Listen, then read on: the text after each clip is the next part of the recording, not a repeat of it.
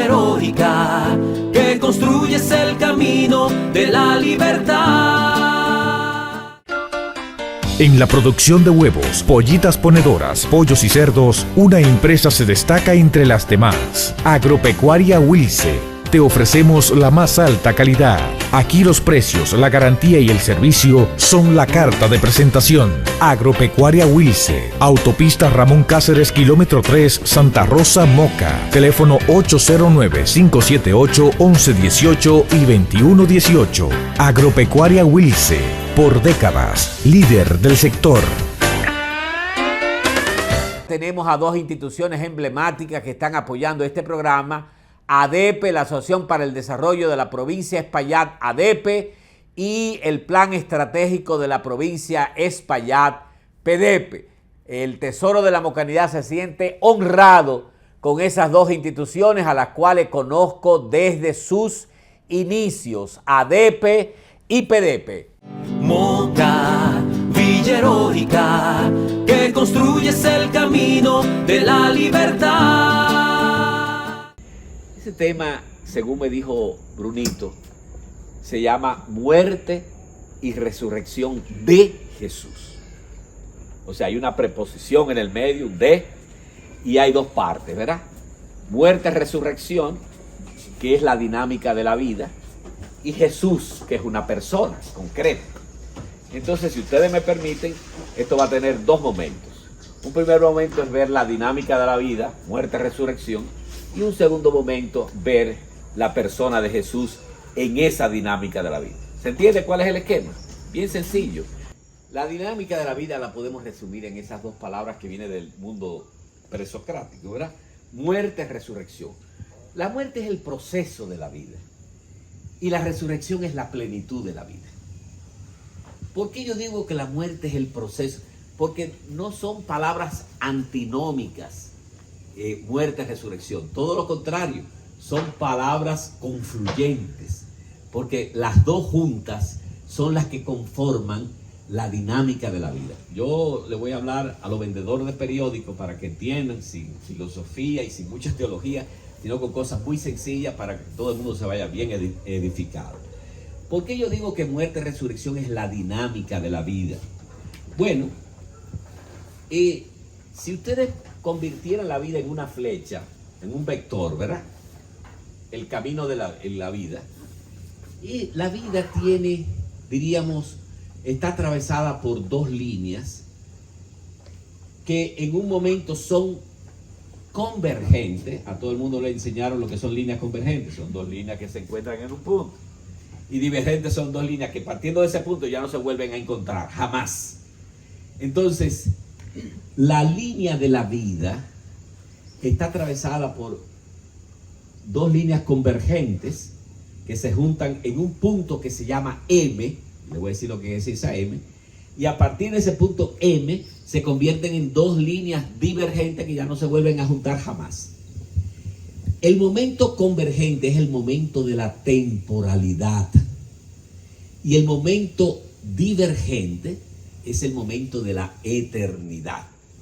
Pero es la misma línea de la vida. O sea, la línea de la vida tiene un momento histórico o diríamos un momento temporal, la temporalidad, y tiene, diríamos, una etapa de eternidad. Entonces, desde que nosotros comenzamos a vivir, comenzamos a morir, porque la muerte no es un evento puntual, es un evento procesual. Los presocráticos decían, ya un niño es suficientemente viejo para morir, porque es que en la dinámica de la vida es mortal y la muerte es vital. Nosotros permanentemente estamos muriendo hasta un día acabar de morir. No sé si me entienden. Hay un día que acabamos de morir, pero desde que nacimos estamos muriendo. Esa etapa de la convergencia en la temporalidad es importante que nosotros la asumamos hoy como personas racionales y sobre todo personas adultas, por una razón muy sencilla. Cuando uno empieza a vivir, uno tiene como un banco que quebró aquí todas las posibilidades. No mencionan el banco. Todas las posibilidades. Pero desde el momento mismo que uno comenzó a vivir, las posibilidades se van estrechando. Ejemplo, yo nací en República Dominicana, luego no nací en Puerto Rico, ni en Cuba, ni en Rusia, ni en China. Yo nací hombre, luego no nací mujer. Yo nací tapón como soy yo, luego no soy un hombre alto. Yo nací de tal característica de color, taxón, luego no tengo. Es decir, desde que uno comienza a vivir, ya comienza a determinarse. Porque las líneas son, en la temporalidad, ¿cómo son las líneas? Convergentes. Se va cerrando el margen de posibilidades. Por eso es importante las opciones que uno va tomando en la vida a lo largo que uno vive. Porque si yo decido casarme, luego decido no ser soltero, y mucho menos célibe en el sentido religioso de la palabra, ¿no? Si yo decido, lo que yo decida, si yo decido ser médico, luego no puedo ser maestro, no puedo ser abogado, no puedo ser ingeniero, no puede ser cualquier otra cosa, ¿verdad? Entonces, ¿a qué viene? Que a medida que nosotros vamos viviendo, nosotros vamos limitando nuestras posibilidades. Por eso es tan importante, en ética se llama la opción fundamental. Lo más importante en la ética no son ni las acciones, ni las decisiones, sino las opciones. Y sobre todo, la opción fundamental. Los seres humanos hacemos opciones fundamentales en la vida. Y esas son las que van determinando en nuestra temporalidad ese proceso de convergencia. De manera que la vida es mortal y la muerte es vital. Desde que comenzamos a vivir, comenzamos a morir hasta un día terminar de morir. Y ese punto donde se juntan las dos líneas convergentes, yo le dije que se llamaba ¿cómo? M. ¿Qué quiere decir M? Muerte. Muerte. Es el punto donde se cierra la convergencia de la temporalidad y se abre la divergencia de la eternidad. Y esas líneas no se vuelven a juntar jamás en la vida. Pero hay una continuidad entre la temporalidad y la eternidad. ¿Estoy hablando en chino o se entiende? ¿Se entiende? Hay una continuidad entre la temporalidad y la eternidad. Y el punto M, que vuelvo y repito, la muerte no es puntual, es procesual. Desde que comenzamos a vivir, comenzamos a morir, hasta un día terminar de morir. Esto es importante porque la muerte es el proceso de la vida que nos va a llegar a la plenitud de la vida. Y la plenitud de la vida, para ponerle un nombre, le podemos poner 100,000 nombres, pero la tradición cristiana a la plenitud de la vida le ha puesto un nombre muy hermoso. ¿Cuál es ese nombre? Resurrección. Muy bien. Usted está muy elegante, por cierto. Entonces, resurrección. Resurrección quiere decir plenitud de la vida. Entonces, la muerte es el proceso de la vida, permanente desde que comenzamos a vivir, y la resurrección es la plenitud de la vida. Ojo, Santo Tomás en el siglo XIII decía una frase en latín, está mejor construida en latín, pero la traducción en español sería: desde que comenzamos a ser, ya no dejaremos de ser. Es decir, Julio Cortázar, que es más reciente que nosotros, que no es tomista como Santo Tomás, decía: no es posible que seamos y un día dejemos de ser. Él lo dice con una frase más feliz, que ahora yo no me acuerdo por mi Alzheimer, pero es una frase feliz de Julio Cortázar, como saben los escritores decir. Es decir, no es posible que seamos y un día dejemos de ser. Es decir, en filosofía se dice: desde que el ser es, ya no puede dejar de ser. Desde que el ser es, ya no puede dejar de ser. Ya eso lo decía nuestro amigo Parménides. Toda la filosofía fue un pleito entre dos. La humanidad tuvo dos genios que más grandes que eso, yo creo que no van a volver a aparecer, y los dos vivieron en el siglo VI a.C. y son los que definieron hasta el sol de hoy la filosofía, que son los dos extremos de la filosofía, que se llaman Parménides y Heráclito, ¿verdad? Parménides decía, solo el ser es, el no ser no es, y el ser siempre va a ser, nunca va a dejar de ser, ¿no? Y entonces Heráclito le decía, todo es un fluir, un devenir, un continuo cambiar, ¿verdad? Un cambiar. Nadie se baña dos veces en el mismo río, esa frase famosa que ustedes conocen de Heráclito, etc. Y entonces ustedes dirán, y 2000 años después, ¿cuál tuvo la razón? Pues los dos, como pasa siempre. ¿Y quién fue que lo juntó a los dos? Un genio, el genio más, la cabeza mejor amueblada que ha tenido la humanidad en toda la historia, hasta el sol de hoy. Yo no creo que ha habido una cabeza mejor amueblada que esa. Se llamaba Jorge Guillermo Federico Hegel. Hegel, alemán, ¿verdad? Y Hegel, en la fenomenología del espíritu, en su primera frase, dice una frase para juntar a las dos antípodas de la filosofía, que eran Parménides y Heráclito, y dice, escúcheme que esta frase es media caprichosa de Hegel, ¿no? Como son todas las frases de Hegel. Decía Hegel, la permanencia de lo permanente solo se conoce a través de las variaciones de lo variable. ¡Ah! La permanencia de lo permanente. ¿Quién es ese? Parménides. Solo se conoce a través de las variaciones de lo variable. ¿Quién es ese? Lo juntó a los dos. Los casó para siempre. El genio de la humanidad, que se llama Jorge Guillermo Federico Hegel. Entonces, resumiendo esta partecita, para no marearlos, muerte y resurrección no son dos cosas antinómicas. La muerte es resurrección. La muerte culmina en la resurrección. Un obispo latinoamericano que murió el año pasado, de Sao Félix de Araguaia, se llamaba Pedro Casaldalia, dice con una intuición, como él era un poeta, los poetas siempre dicen más que los filósofos. ¿Ustedes sabían eso? Es decir, la gente piensa, no, lo máximo es el filósofo. No sea bruto, lo máximo no es el filósofo, es el poeta. Por eso es que los grandes filósofos al final no quieren saber de la filosofía. ¿Y en qué terminan? En la poesía. Todos. Heidegger, al final de su vida, el genio del siglo XX, no quería que le hablaran de filosofía, de poesía, de Hölderlin. No me hablen de otra cosa, poesía. Quita un gran poeta y quita Hade allá atrás, que sabe de eso. O sea, la muerte y la resurrección no son dos cosas antagónicas, sino que la muerte desemboca en la resurrección. La muerte, es decir, en la plenitud de la vida. El proceso de la vida, que es la muerte, termina en la plenitud de la vida, que es la resurrección. ¿Hasta ahí se entiende o no se entiende?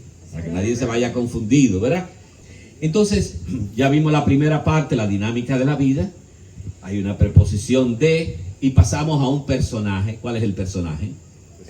Jesús, o la persona. Porque personaje, entre persona y personaje, hay una diferencia muy grande, ¿verdad? El personaje es la máscara, ¿no? La persona. Ojo, persona no es lo mismo que individuo, ¿eh? En filosofía eso es clásico. Nosotros no somos individuos, somos personas. Te dirán, explícate mejor. Bueno, indivisum en latín quiere decir un todo cerrado. Los seres humanos no somos indivisum, no somos un todo cerrado, sino que somos un nudo de relaciones. Somos un ser de relaciones. Eso es lo que quiere decir persona, ¿verdad? Personare. Somos un nudo de relaciones. Y de relaciones primero consigo mismo, esa es la relación psicológica. Después la relación con los demás, esa es la relación sociológica. Después la relación con el medio ambiente, con la naturaleza, esa es la relación ecológica. Y después la relación con el misterio, llamémosle Dios, la relación teologal, ¿verdad? Cuando decimos misterio, no estamos hablando de sombras tenebrosas, estamos hablando de esa dimensión profunda de sentido que tiene la realidad y que es la que descubren mucha gente, aunque sea creyente o no creyente, y sobre todo los poetas son muy amantes. Los poetas tienen una cosa buena, y es que los poetas no pueden vivir sin tres cosas. Primero, para ser poeta, tiene que ser un amante de la soledad. ¿Ustedes han visto un poeta bueno que no ame la soledad? ¿Ustedes lo han visto? No existe ese poeta. No se inspira. Ya usted lo dijo, ya esto se acabó, nos podemos ir. Usted lo dijo todo. No se inspira. Es decir, lo primero es la soledad. Y la soledad viene acompañada de el silencio. Nadie escucha mejor el silencio que el poeta, porque de eso se trata, de escuchar el silencio. Déjeme hacerle un miserable paréntesis y decirle, los que son creyentes, yo no sé cuáles serán creyentes de aquí, y que tenemos, diríamos, actitud de orar, la gente piensa que orar es, lo primero en orar es hablar, decir, vocalizar. Lo primero en la oración, decía el maestro Eckhart en el siglo XIV, es escuchar. En realidad, en el fondo, la oración no es un diálogo de palabras, sino un diálogo de escucha. Yo hago muchísimas musarañas, eso es ya por la vejez. Entonces, lo primero en el orar es escuchar, afinar el oído, ¿verdad? Como el Apocalipsis lo dice mejor, ¿verdad? Oír al resucitado y obedecer a la Ruach, el Espíritu. Ob audiere, obedecer quiere decir, ob viene del latín, ob audiere, quiere decir poner el oído. En eso consiste la obediencia. Ob audiere, poner el oído, oír al resucitado, obedecer a la Ruach, al Espíritu. En eso consiste el rezar. Después observar la realidad y después otear el reino. ¿Por dónde es que está pasando el reino? El proyecto de Jesús, el reino. Es curioso. Yo me he hecho un ejercicio, ya yo no hago ejercicio porque ya con los 70 años que tengo, la cabeza no me da para hacerse. Pero a mí una vez me cogió con hacer este ejercicio y era sentarme en la iglesia y escuchar cuántas veces se dice en una misa la palabra reino. Óyeme, y a veces me pasaba meses, y en la homilía y en nada en la liturgia se oía la palabra reino. Cuando realmente el personaje o la persona de la cual vamos a hablar, llamado Jesús de Nazaret, era un disco rayado. Jesús nada más hablaba, era monotemático. Él nada más hablaba de una cosa: de el reino de Dios, y de atrás para adelante, y del Dios del reino. Él no se salía de ahí. Del reino de Dios y del Dios del reino. Óyeme, y la iglesia perdió la capacidad de hablar del reino. Gravísimo, porque es peligroso hablar del reino. ¿El reino qué es? Esa gran revolución, esa gran transformación que Dios quiere hacer en la creación, que comienza en la historia y culmina en la eternidad. Porque el reino no es el cielo, el reino no es la vida eterna, el reino no es algo que viene después que uno guinda los tenis.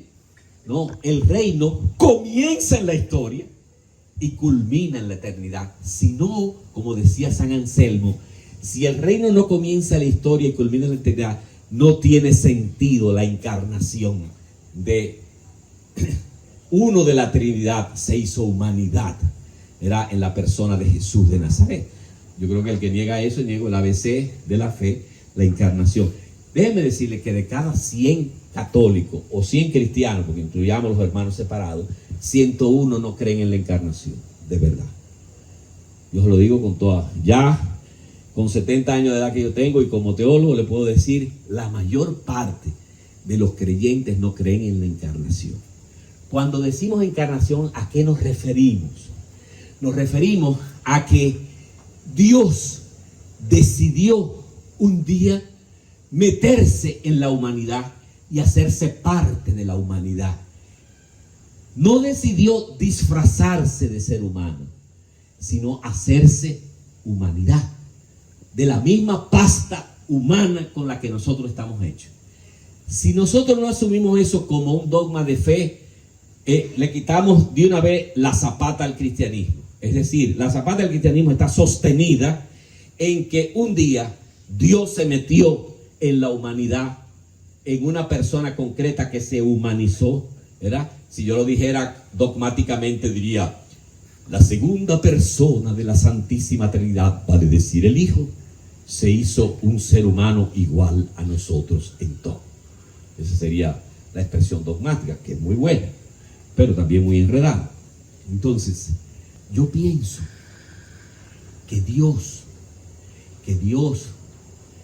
es un misterio eterno de comunión y participación, que por ponerle un nombre, dice San Agustín en el ladrillo más grande que hay en la teología, que se llama De Trinitate, lo escribió en el siglo IV, sobre la Trinidad, dice: Dios es un misterio eterno de comunión y participación. Nada más le faltó la palabra solidaridad a San Agustín. Que para no quedarnos mudos, para no quedarnos callados, decimos Padre, Hijo y Espíritu Santo. No porque lo estamos definiendo, sino para expresar que Dios en sí mismo no es soledad, sino solidaridad. Dios en sí mismo no es soledad, sino comunión. Dios es un misterio de comunión. Dios en sí mismo es una familia. Dios en sí mismo es una familia. Y ese Dios que es comunidad, que es participación, que es solidaridad, decidió acercarse a nosotros de una manera tan radical que se hizo uno igual que nosotros. Ahora yo voy a decir un teologúmeno. Oigan bien, que yo pongo las cosas muy claras para que después no vayan a las 9 de la mañana al obispado rascándose las uñas, ¿verdad? ¿Qué es un teologúmeno? Una hipótesis teológica. Tenemos derecho a la hipótesis teológica. ¿Cuál es mi hipótesis teológica sobre la encarnación? Agárrense. La hipótesis, el teologúmeno de un servidor es que en realidad dos de la Trinidad se han humanizado.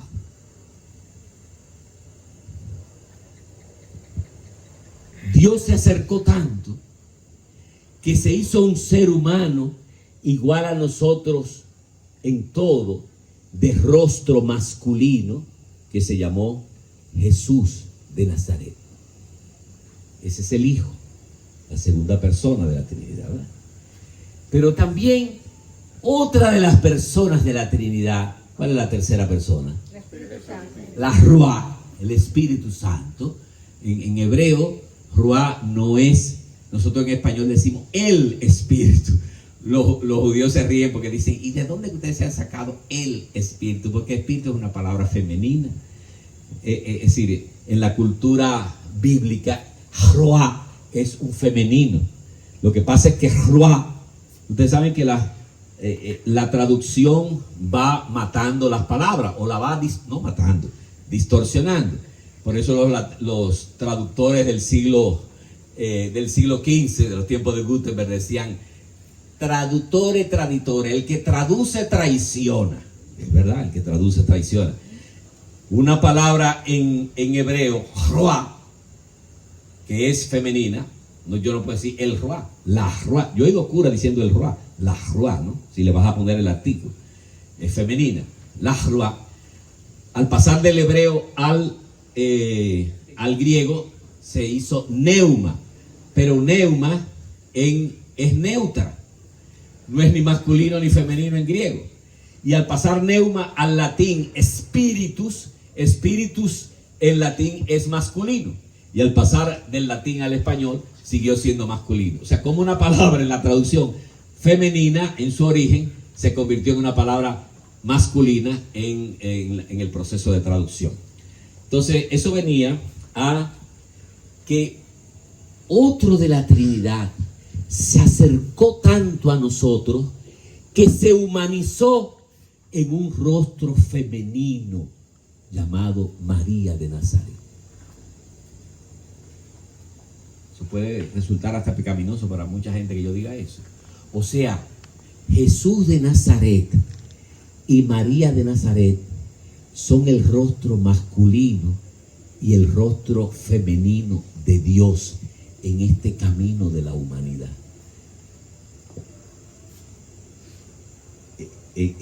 caterogéneo, ya yo no me acuerdo la expresión griega para decir que María es la llena de gracia. ¿Han oído esa expresión, verdad? Se me olvidó la expresión griega ahora, ya a mí todo se me olvida, hasta el nombre de mi mujer se me olvida de vez en cuando. Cuando cumplí 25 años de casado, yo voy con mi flor, su té, porque ya ella no toma café, ¿verdad?, a la cama y le digo, tesoro, 25 años después, ¿cómo tú me ves? Y me dijo, marchito. Me salieron 2 lágrimas de una vez. Y entonces celebramos los 25 años y van llegando los amigos, ¿verdad? Y digo yo, princesa, este es fulano de tal que trabajó conmigo en tal sitio. Tesoro amado, mi Dulcinea, Dice, ven acá, usted tiene media hora diciéndole piropa a su esposa. Y es que usted la quiere tanto. Dice, no, es que se me olvidó el nombre. A veces me olvidó el nombre, que ella se llama Lourdes. Entonces tengo que decirle tesoro. ¿A qué venía eso? Bueno, eso venía a que realmente el ser humano, oigan el teólogo, el razonamiento teológico, el ser humano completo es el hombre y la mujer. Lo que es imagen de Dios no es el hombre. Lo que es imagen de Dios no es la mujer. Lo que es imagen de Dios es la pareja humana. Hagamos al ser humano a nuestra imagen y semejanza. Hombre y mujer los creó, dice el Génesis, ¿o no lo dice? Entonces, cuando Dios crea a imagen y semejanza de uno, lo que crea no es uno solo, crea una pareja. Y si creó una pareja, mi teologúmeno me llega a decir que cuando Dios decide encarnarse en la historia de la humanidad, se encarna en 2 rostros de la pareja. Pero algo peor, ustedes han oído hablar de los mejores discípulos de Jung, de Freud, que se llama Carlos Gustavo Jung, el del inconsciente colectivo, ¿verdad? El inconsciente colectivo. O sea, el genio del inconsciente, sin duda alguna, es Sigmund Freud. Nadie se ha metido más adentro del ser humano que Sigmund Freud. Pero Jung, que fue uno de sus mejores discípulos, lo arregló esa frase, decía, es verdad.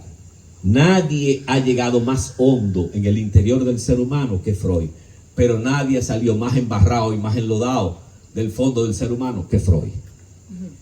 Porque para Freud, cuando se metía en el inconsciente, para él el inconsciente era algo así como la letrina de la personalidad.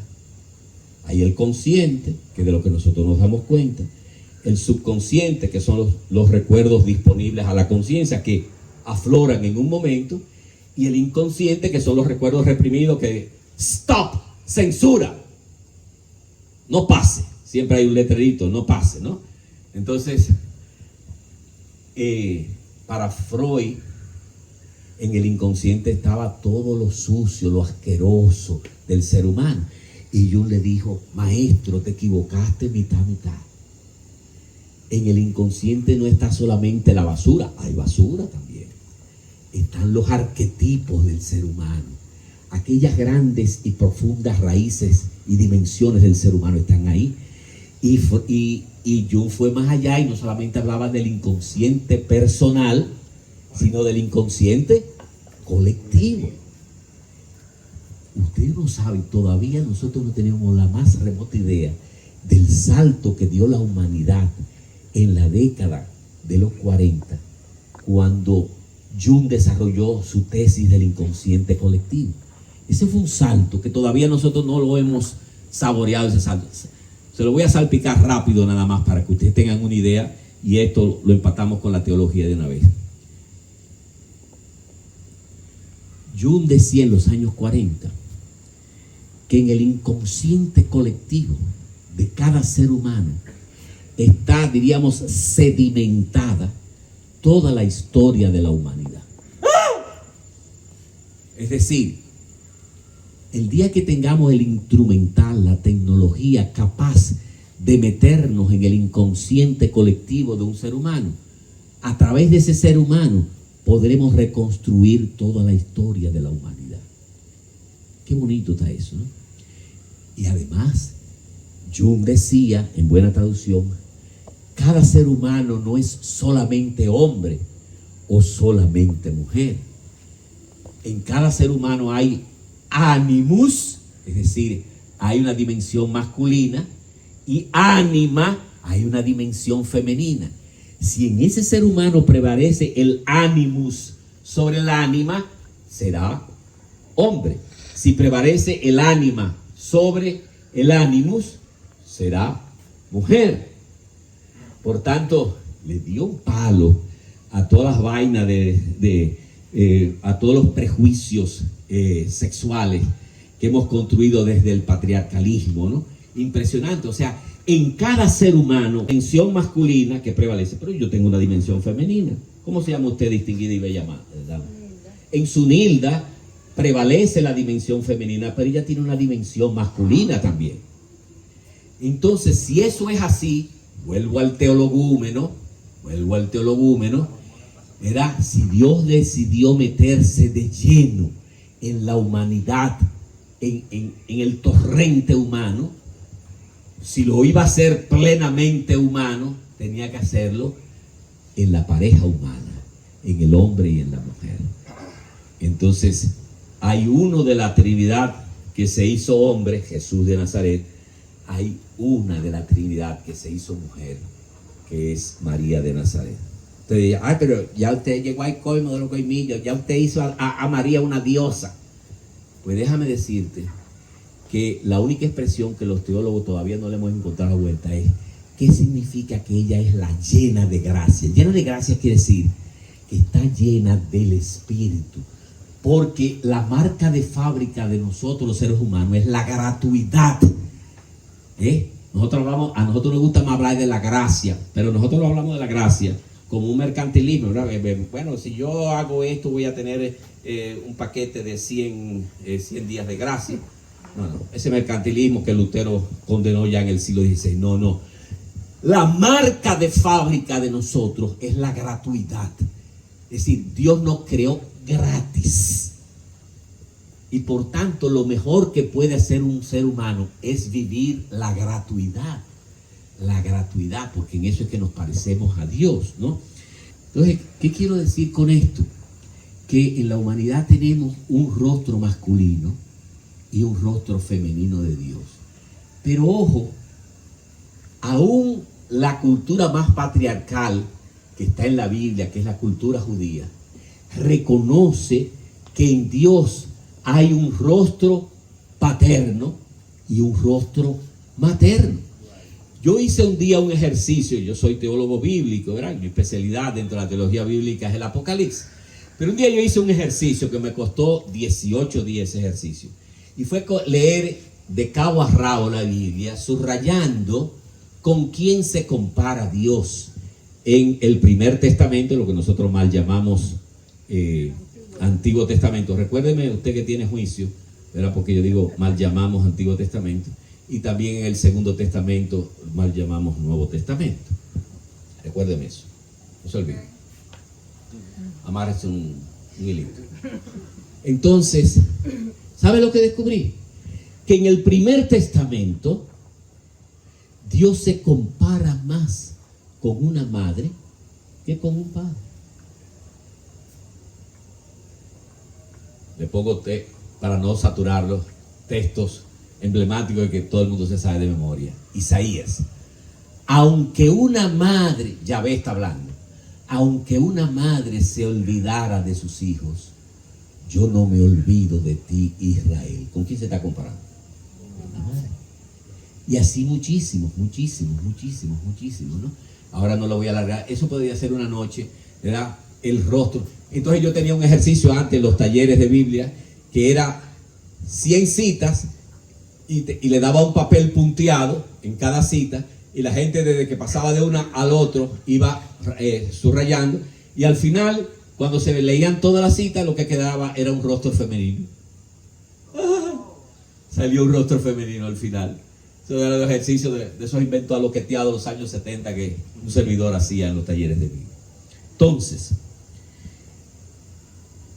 Jesús, que era un judío, ¿verdad?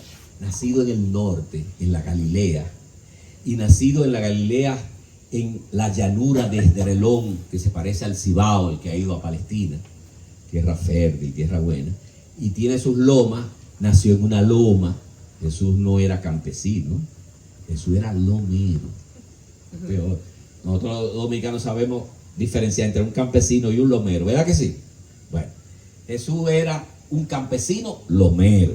Vivía en una loma que se llama La Flor, que en hebreo se dice Nazaret. Nazaret traducido al español quiere decir la flor. Ahí nació Jesús. Yeshua o Yehoshua. Yeshua es en arameo, Yehoshua en hebreo, ¿no? Entonces, ese Jesús, curiosamente, esto es una cosa rara, ¿verdad? Nace de una mujer y de un hombre. ¿Quiénes son los padres de Jesús? María y José. María y José. Nosotros, para salvar distancias y cosas, decían, no, porque María sí era madre de Jesús. La catequista siempre decía lo que dicho, pero José no es el padre biológico de Jesús, no cometan ese error. Es el padre putativo. Es decir, por eso que a los José le dicen ¿cómo? Pepe. Pepe viene de Pepe, padre putativo, ¿no? Es el padre putativo. No, óyeme, no sea bruto. Jesús, si se hizo humanidad igual que tú y que yo y que todos los que estamos aquí, nació de la relación de un hombre y una mujer donde había un óvulo y un espermatozoide. Y que ahí se insuflara el espíritu y se hiciera presente esa persona latina. Ya eso es otra cosa. Pero el proceso, es decir, nos repugna la fe que yo diga que José es el padre biológico de Jesús. Nos repugna la fe, se lo está diciendo un teólogo, ¿verdad? Entonces dirá, ese es un teologúmeno, para seguir su hipótesis teológica. Sí, es verdad, es un teologúmeno. Sí, porque la Biblia no dice eso. Pero tampoco dice que es un padre putativo. No. ¿Tú lo sabías? Dice- No nos metamos ahí porque si lo decimos ahí Dice que nos fue enredamos. espíritu. Pero la Biblia dice que ella no había tenido contacto carnal. Claro. Entonces, como que usted está escribiendo Claro. la Biblia 2.0. No, nunca. Ay, no. Yo respeto mucho. No, debiera Si hay una persona respetuosa. No. Qué bueno que usted hace esa aclaración que nos salva el pellejo ahora. Porque en realidad, acuérdense que los evangelios, vamos a coger nada más los evangelios, no la Biblia entera, los evangelios son, ¿cuántos evangelios que hay? 4, ¿verdad? Eso es falso, nada más hay un solo evangelio. El evangelio es uno solo, Jesús de Nazaret. Evangelía, quiere decir buena noticia. La única buena noticia que hay es Jesús de Nazaret. Escrito, la persona de Jesús fue escrita por 4 hombres distintos o 4 redactores distintos, que hay que hablar más que de autores, de redactores, porque pasó por tantas manos que ya ningún biblista sabe quién fue el último que puso la última tilde en los evangelios. Yo no me voy a meter en eso porque esto no es un taller de Biblia, ¿no? Además, todos los nombres que tienen, Mateo, Marcos, Lucas y Juan, se refieren a no a los que escribieron, a los autores, sino que son pseudoepígrafes. Pseudoepígrafes quiere decir que se le pone el nombre de un personaje para darle valor al texto. Entonces, el primer evangelio lo escribió, el más viejo de todos es Marcos, ¿verdad? El más antiguo, Marcos, que era discípulo de Pedro. Pero no sabemos.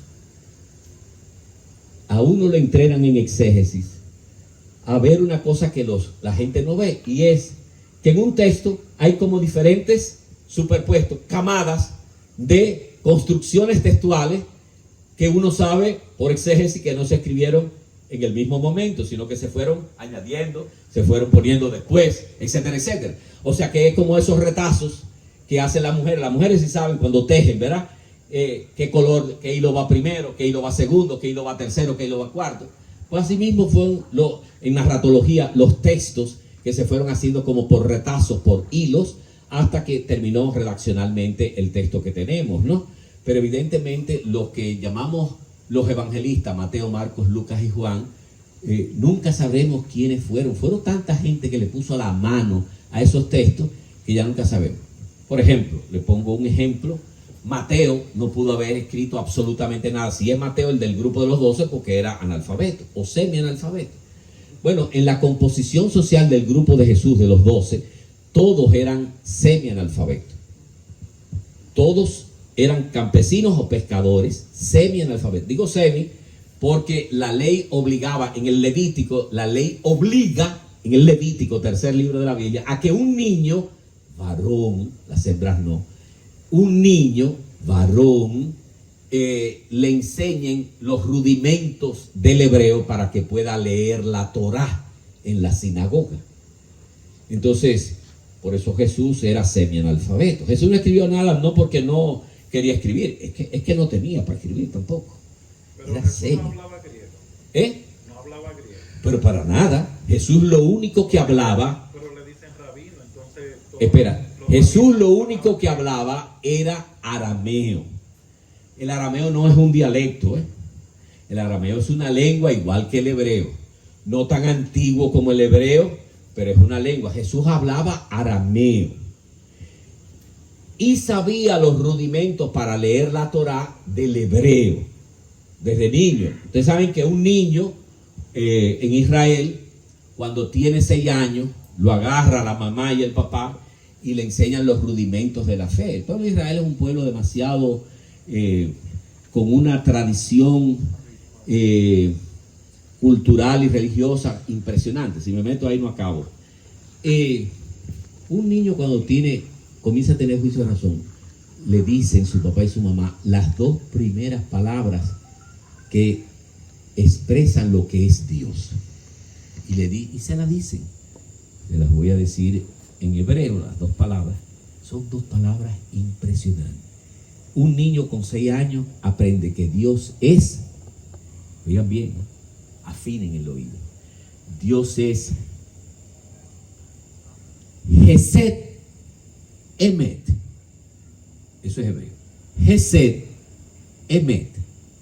Hesed es una palabra que generalmente no se traduce bien. En algunas Biblias la traducen por compasión, misericordia, misericordioso, bondadoso. Hay como 50 adjetivos. No. Si ustedes me dijeran en español, ¿cuál es la palabra que mejor retrata lo que un hebreo está pensando cuando dice que Dios es Hesed? ¿Saben cuál es esa palabra? Ternura. Dios es Hesed. Dios es ternura.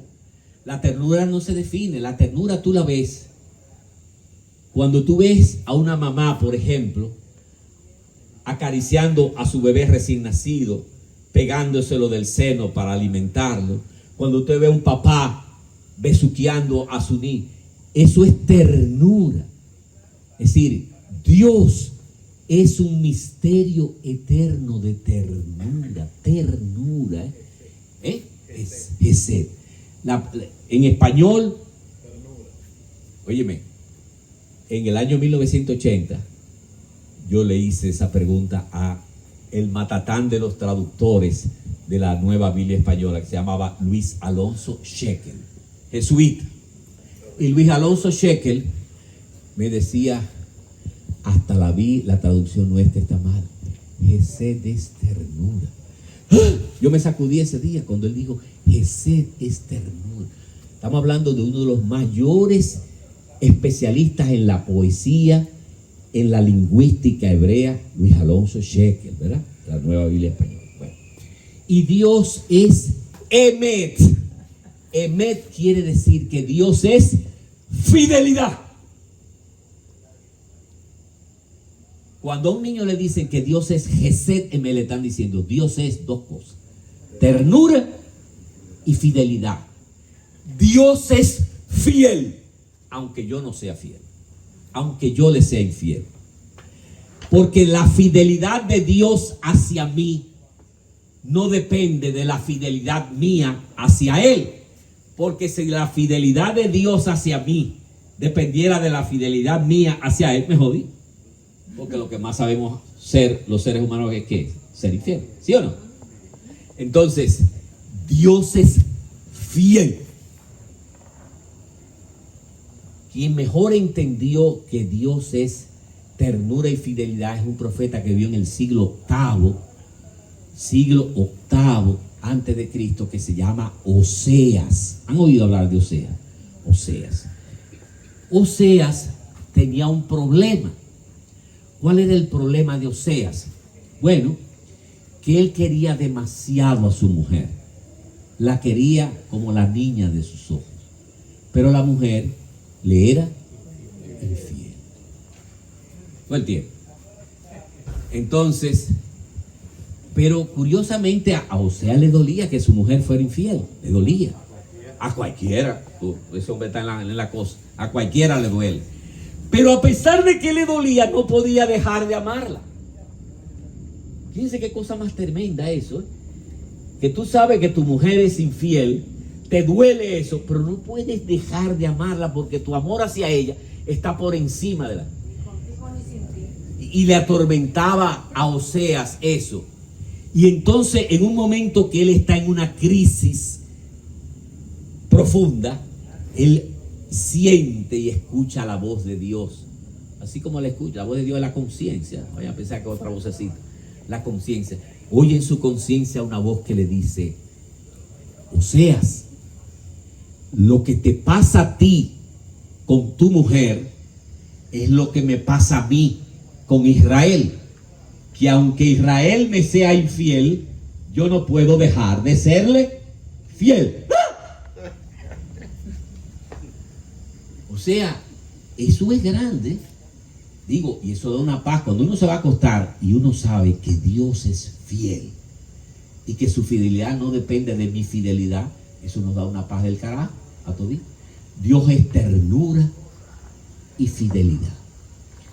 Pero eso que le enseñaban al niño cuando tenía 6 años, después cuando iba creciendo en la sinagoga, entonces los rabinos, como dijo el amigo que se me fue, el rabino y los demás, y sobre todo los grupos formados, como eran los fariseos, los saduceos, los mismos esenios, ¿verdad?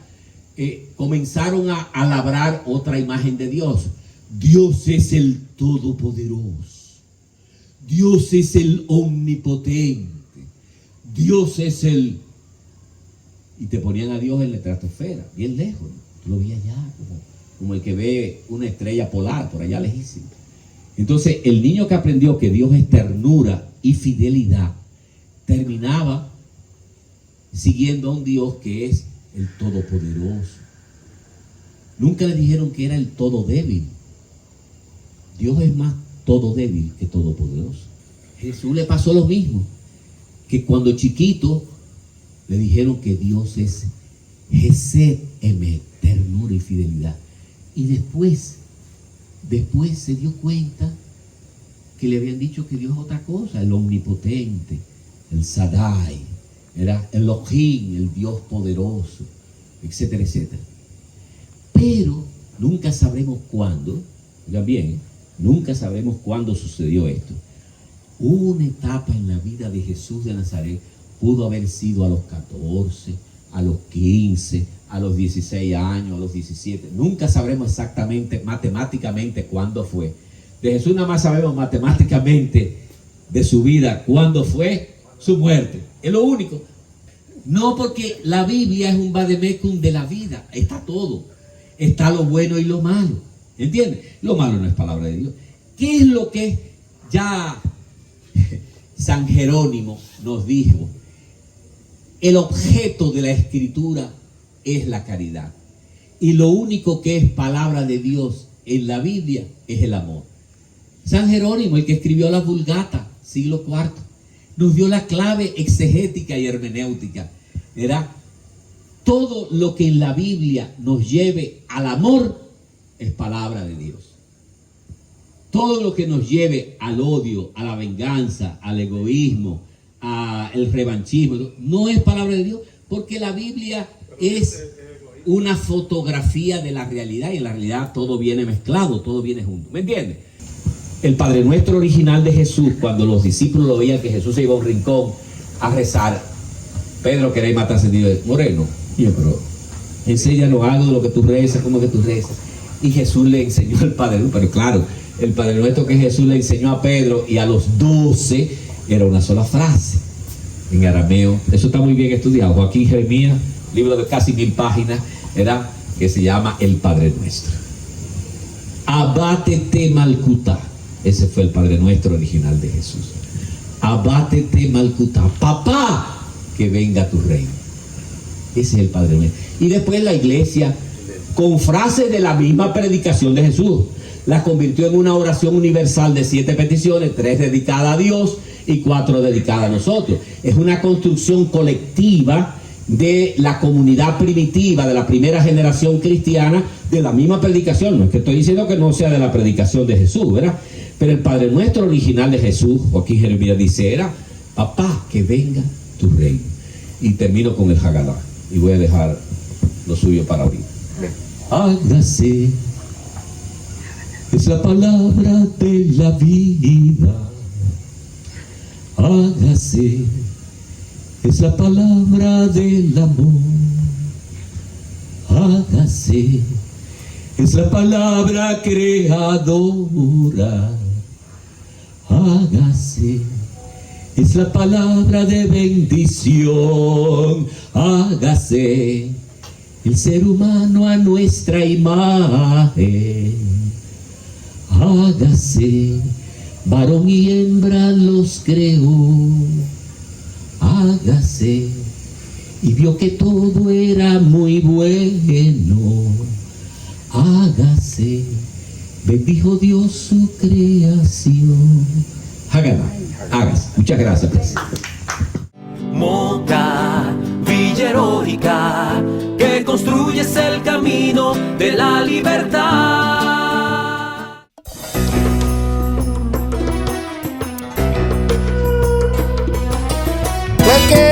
Prende el aire, que tengo calor. Prende el aire, que tengo calor. Ay, yo vivo mi vida fácil, te hablo con sinceridad. Para mí un aire no es un lujo, es una necesidad. LH Internacional Tiene tu aire acondicionado. LH Internacional Tiene tu aire acondicionado. Prende el aire, que tengo calor. Prende el aire, que tengo calor. Yo trabajo como un buey, no te lo voy a negar. Y mi aire acondicionado, ahí no me puede faltar. Pa' que lo ponga en tu casa Y también en tu trabajo. LH Internacional. Tiene tu aire acondicionado. Prende el aire, que tengo calor. Prende el aire, que tengo calor. LH Internacional.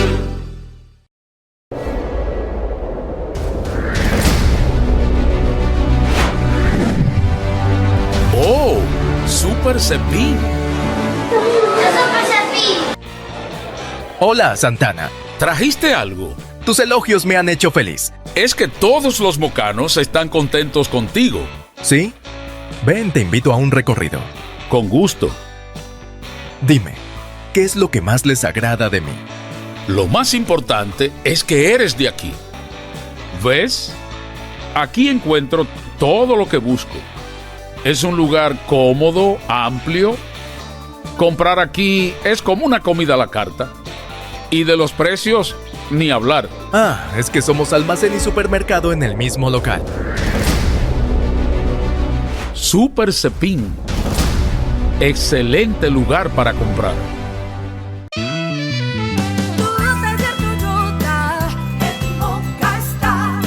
Autorizado por la marca y la confianza de España Motors.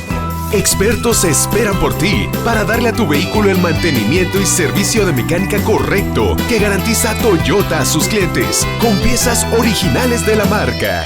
Dale seguro por el camino, dale tiempo un chequeo a tu Toyota. El taller autorizado Toyota está en Espaillat Motors Moca. Más cerca, más seguro. Síguenos en Espaillat Service.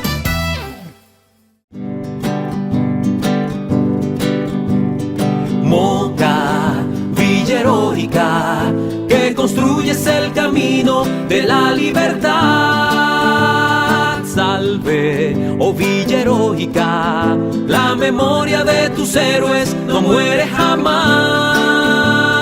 Moca, Villa Heroica, tierra de provisión, trabajo y amor.